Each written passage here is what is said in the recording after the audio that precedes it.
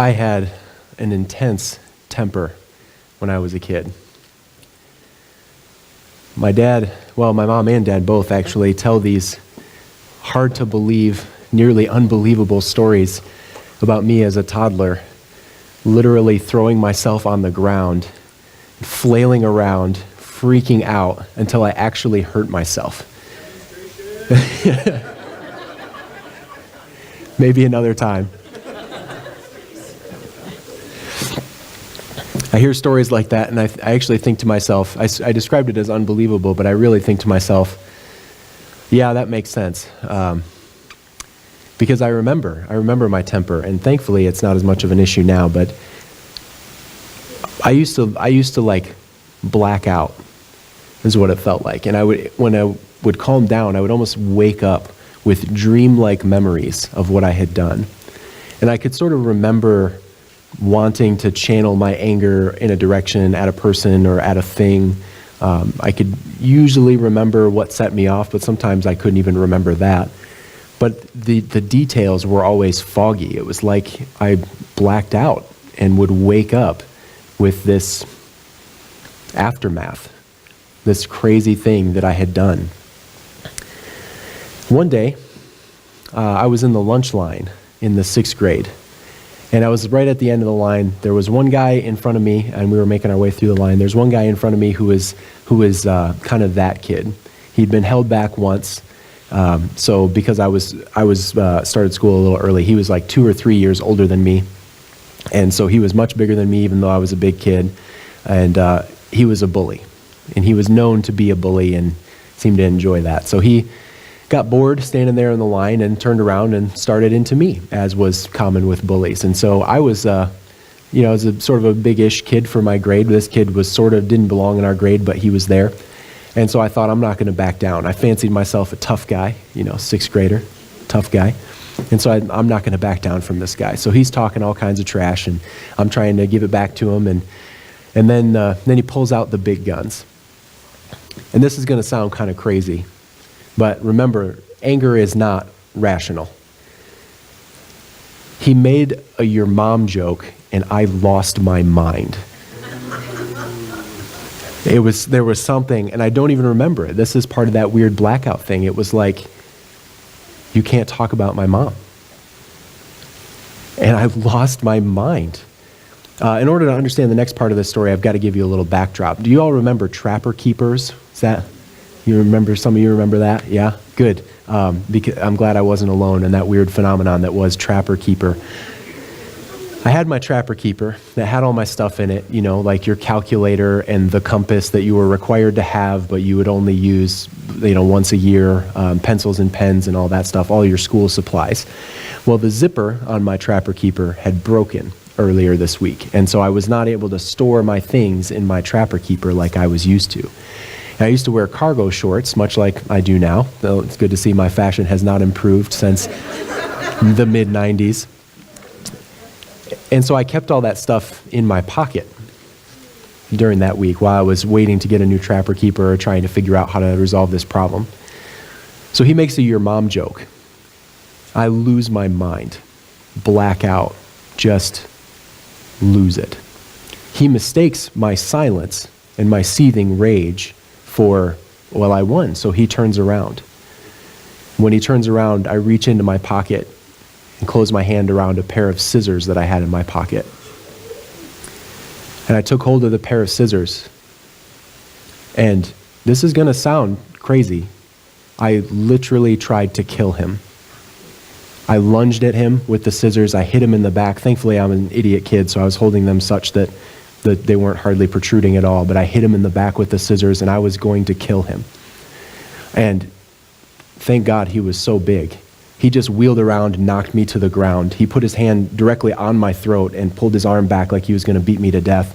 And I suddenly snapped out of it, realized where I was, and he didn't hit me.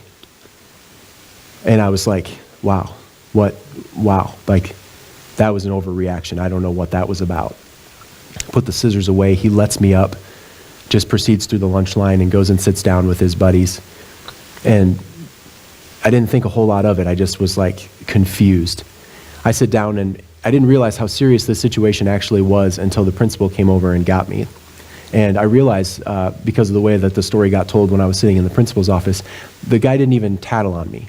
He just was lifting up his shirt to his friend to say, like, do I, like, that hurt? Do I have a mark? And he had like this sort of cut, but it didn't actually like really pierce him at all, but it was sort of scraped, you know?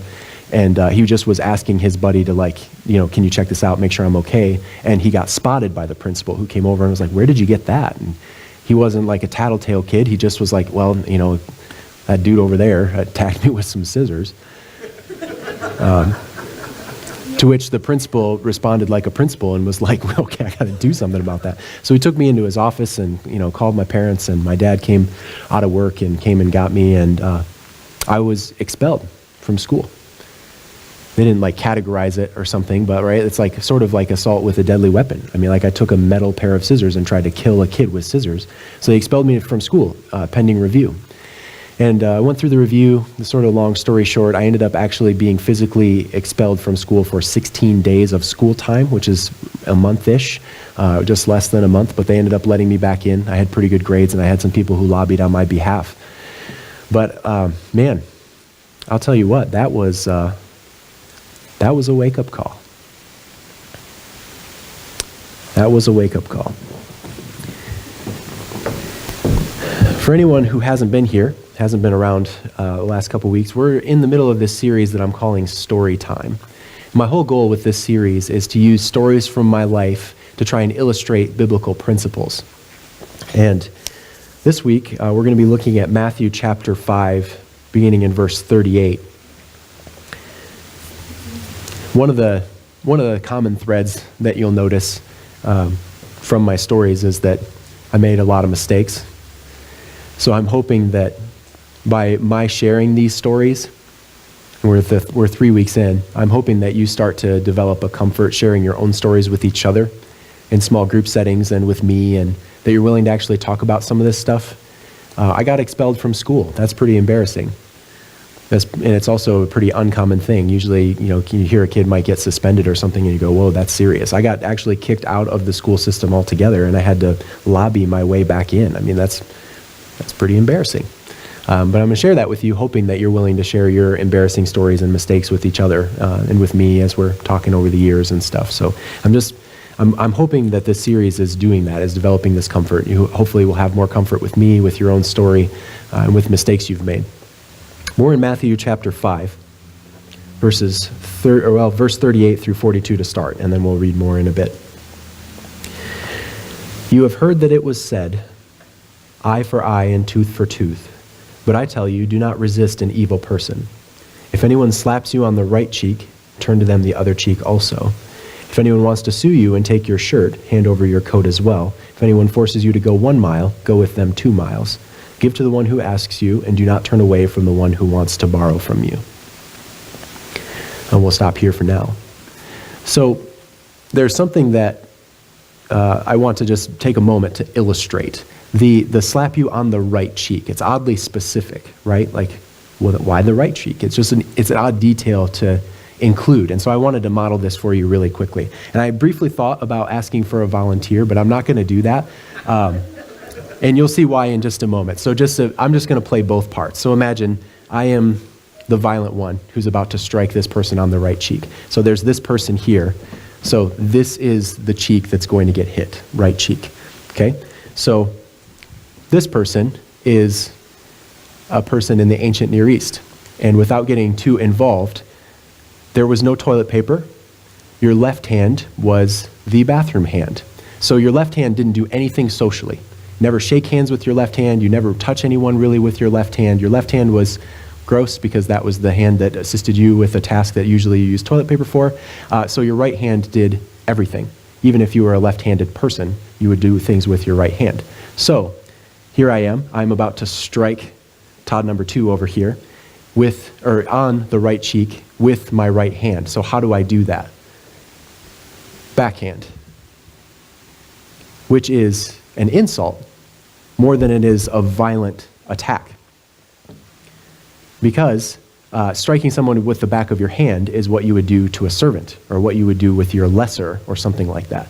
If you wanted to strike someone to hurt them, punching is not a new phenomenon, right? You would strike them on the left, like you would punch them, and you'd hit them on the left side of their face with your fight hand, because this is the bathroom hand, right? So strike you on the right cheek. And the scripture says, if someone strikes you on the right cheek, turn them the other one also.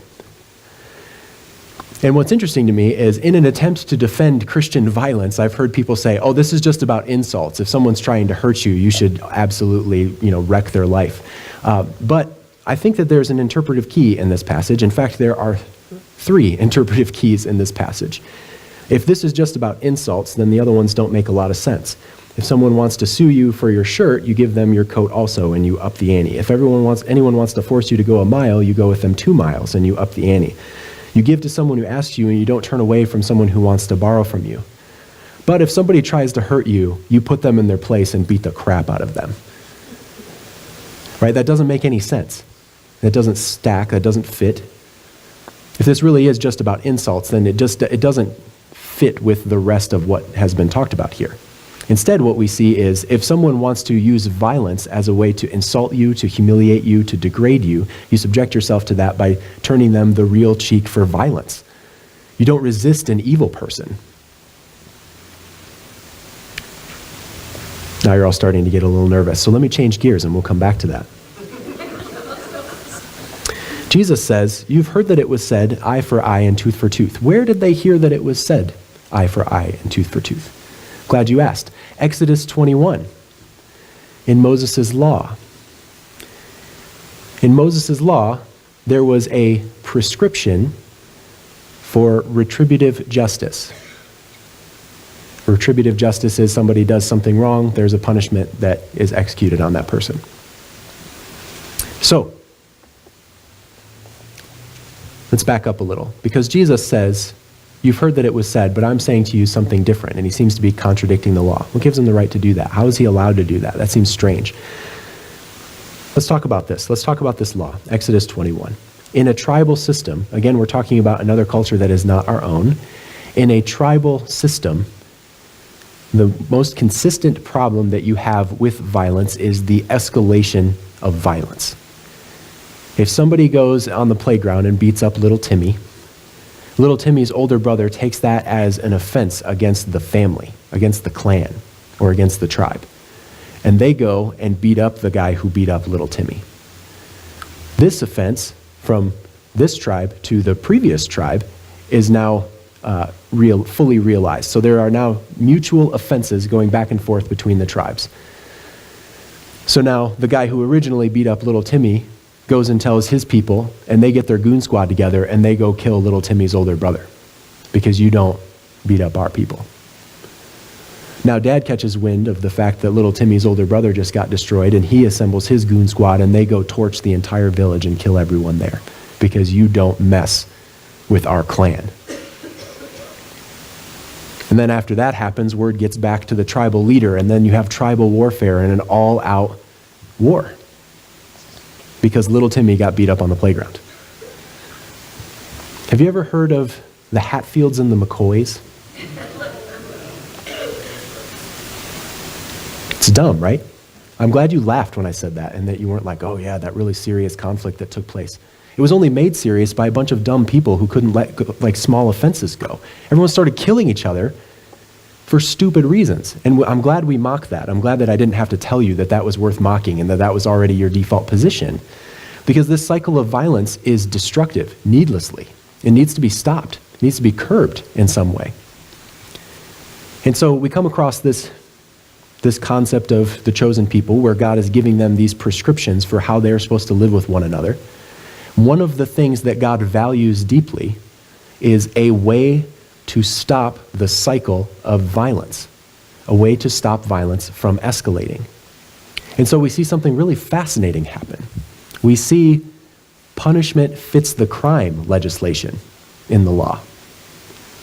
You notice that? If someone takes out your eye, all the more you get to do to them is take their eye. Right? And it should be phrased that way, because what do you want to do to the person who took your eye? Take a lot more than that.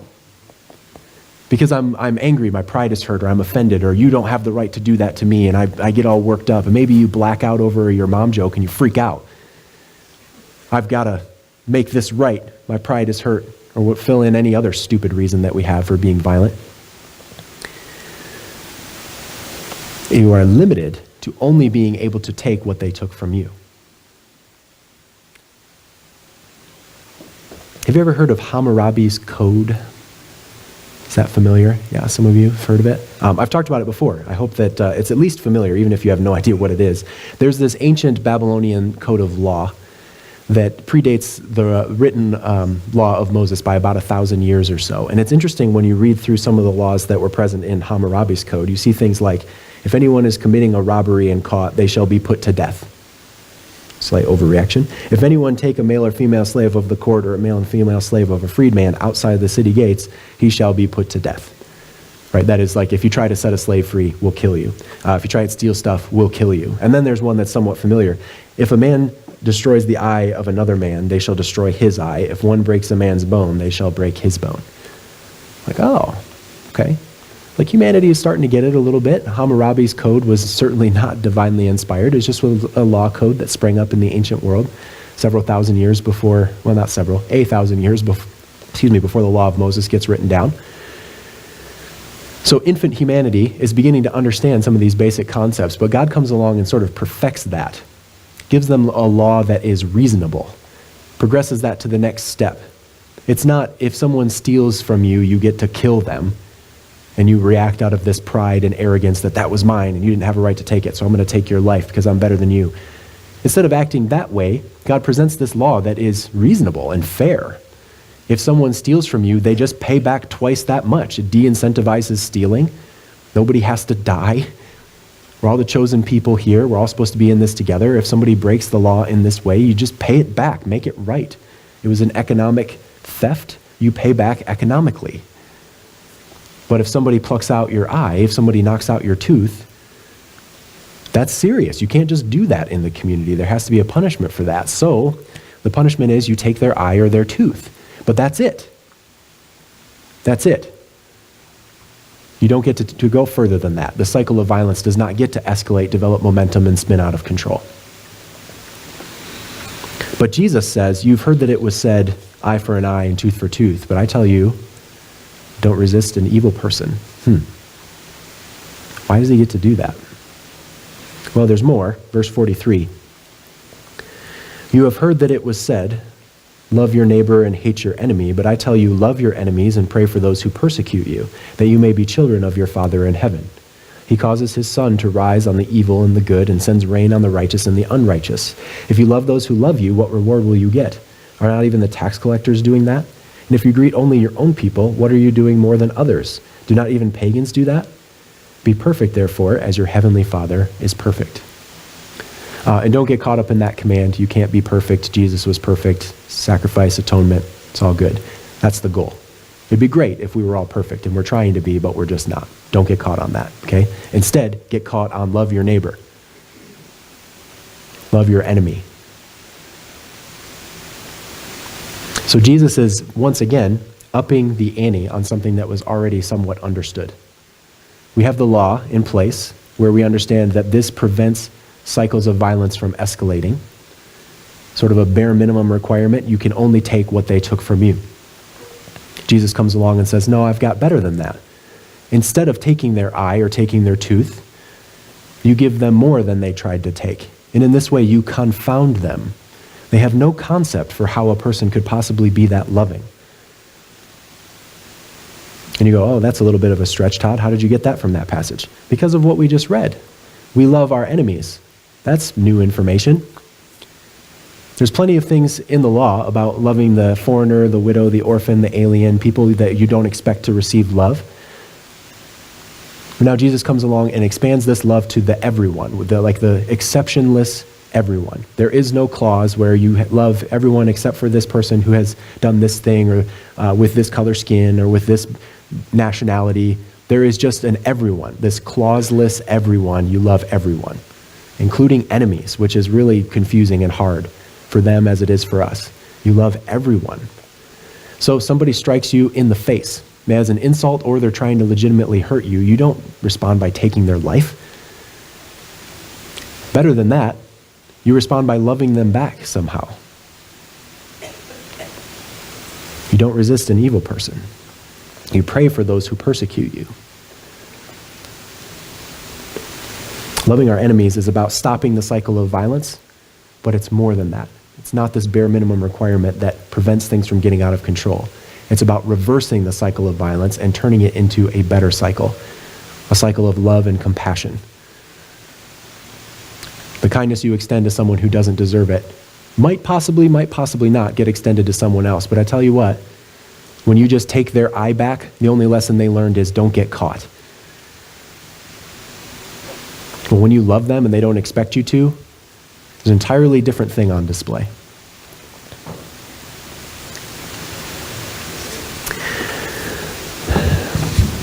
I got another one for you.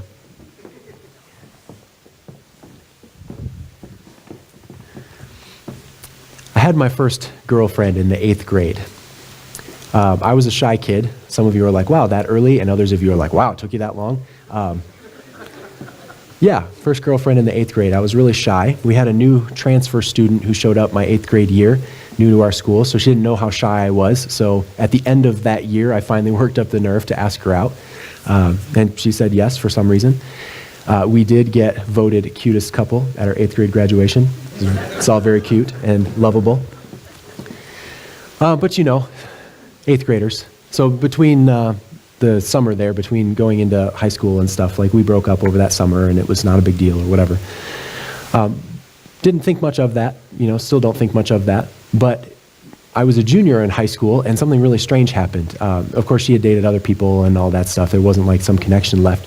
But she started dating this one guy who just had this weird, insane notion. It was almost like he was playing bingo. He's like, I'm going to go back through all of her old boyfriends and I'm just going to beat them all up. So I'm on that list, right? It's a weird thing. So he makes it through a couple of them. And so we're like, oh, okay, this is kind of a tough customer. I guess he's, so we actually, took out a couple of these guys. So I knew who he was, and I knew that this was kind of coming because I had heard that. I went to a really big school. There's like 2,000 of us at my high school, but it wasn't so big that this kind of thing wouldn't get around. So I knew this was coming. So he stops me in the hall one day. The day finally came, and he stops me, and I take a good look at him, and I'm like, this guy's like 130 pounds soaking wet.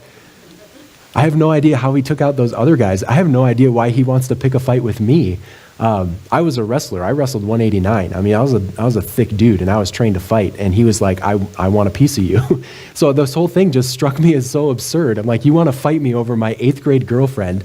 You're half my size. Like, this is insane. So I laughed in his face, which was not a good move, I don't think.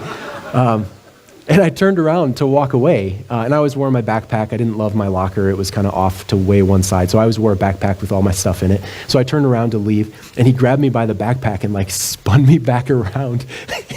And he goes, I'm not done with you, Donkey Kong.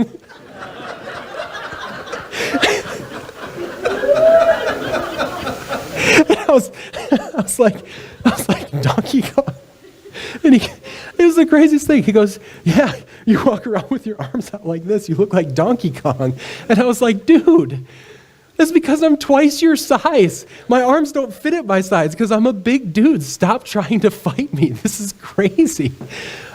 And so anyway, so like that whole thing, it just is crazy. He used some words that I probably shouldn't repeat in this setting, and cordially invited me to meet him after school at a particular location. I was not a committed follower of Jesus at this point in my life, so I'm not real excited to say I did assemble my goon squad and head over there. But I walked up on this scene. He's got all his buddies splayed out, and I got all my guys, and then my old girlfriend was there, and she was like holding him back and like, I don't want you to do this. This is crazy. And like she sees me coming and she's yelling like, don't come over here. I don't want you guys to fight. And I'm like, this whole thing is so dumb. This is all so messed up. So I get over there and I was like, listen, man, like I came here to show you that I'm not afraid of you, but we're not going to fight. This is crazy. Like I'm I'm just not interested. And of course he tried to goad me, and she was like trying really hard to like keep him back and stuff. And I think the two of them kind of liked that drama or something. I don't know. It was weird, but somehow the situation de-escalated despite all of the, crazy testosterone running rampant, idiot kids that were involved. And we didn't fight. No fists were thrown. It was great. It just resolved, and I walked away, and I can at least be happy about that, despite the fact that I accepted the challenge like some kind of kid. And it's just one of those things. I ended up actually bumping into this old girlfriend at a hotel that I worked at in Lansing while I was in school. And she worked in a different department in that hotel. And because nothing happened, because it wasn't a big deal, I would see her around, and it was just like, oh, hey, good to see you. There just wasn't anything there. It was just we were just acquaintances. And I have to wonder what that would have been like if I'd taken him up on the challenge. This is a no-win scenario. Let's say I fight that guy and I win. It's like, okay, well, you beat up this little scrawny kid. Nobody respects that. And you also got in a fight. It's juvenile and stupid. And let's say I lose. It's a no-win scenario. And so I was not motivated by some profound sense of love for my enemy, to be frank with you. But by the grace of God, it didn't escalate and nothing happened. And as a result of that, nothing happened. My relationship with this ex-girlfriend wasn't broken, and I don't know that I ever actually saw that guy much after that, and I haven't seen him since graduating high school. So, there's not some guy out there that I've got this bitter resentment towards because he beat me in that fight that one time and I never got even. That just was gone. No violence, no baggage. Now I just have an embarrassing story about my ego. And apparently I'm Donkey Kong. There are worse nicknames, I suppose. I'm going to be direct. I think probably some of you are thinking you should have put him in his place. Maybe you've already pushed that thought out of your mind because you know that that's not the direction I'm headed, but I'm sure that was the impulse of some of you. Somebody ought to shut that guy up. Because I hear that stuff all the time. I heard it a lot as a kid too, because I was kind of a big kid. Let me tell you what my experience has taught me.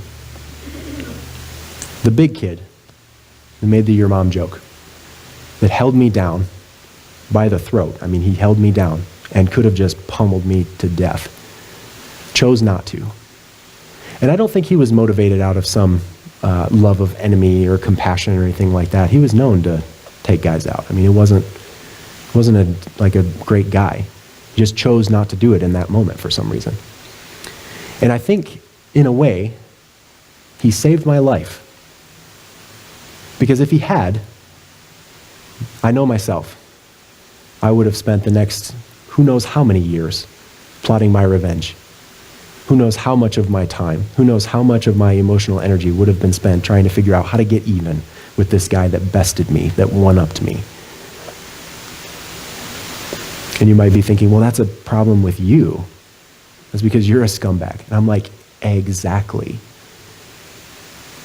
We're all like that, right? Don't leave me hanging here. Somebody gets the one-up on you, you feel the urge to up the ante and put them in their place. And that guy, motivated by nothing other than probably not wanting to get in trouble, gave me my life back by not indulging the violence. I got back in school, I got my head screwed on a lot straighter. I still did a lot of stupid stuff. You just heard one of the stories. Got in trouble at school a little bit, but never real serious trouble again after that. That was a wake-up call. I learned so much from that. I never had a serious fight again after that. And it wasn't even some profound revelation of Christ or of the scriptures or something that taught me this really basic truth. Violence is not effective. It just doesn't work. Let alone the fact that Jesus asked us not to do it, that Jesus showed us another way. I think those are good enough reasons, but if you need another one, it doesn't work. What happened to the war to end all wars? Did it end all wars? That's not what I'm observing. What happened to putting that guy in his place? In my experience, he goes and hits the gym.